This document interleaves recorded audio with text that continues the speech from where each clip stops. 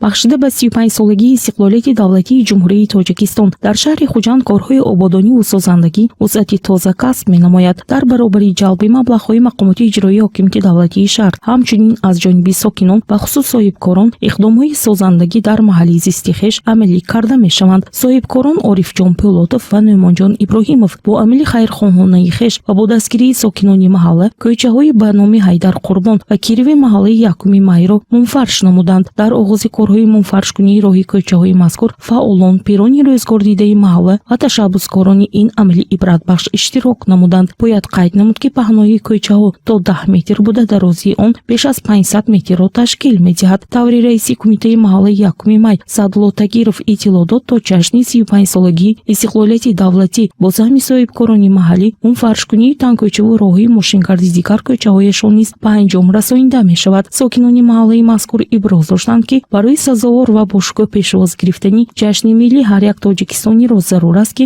саҳми хешро дар ободониву шукуфоии сарзамин гузоранд. Таъкид гардид, ки ободкориро мо бояд аз хонаи зисти хеш, кӯчаву маҳалла ва шаҳр оғоз намоем. бо дастгирии мақомоти шаҳр соҳибкорони ҳамин муҳаллии мо раҳи мо мунфарш шуда истодааст. хурсандии мо ҳадду канор надорад. пештар борон ба мушкил буд рафту омад. мана имрӯз ман ҳамин рӯз ба расидем, ки ҳамин мунфарш шуд ҳамин роҳҳои мо.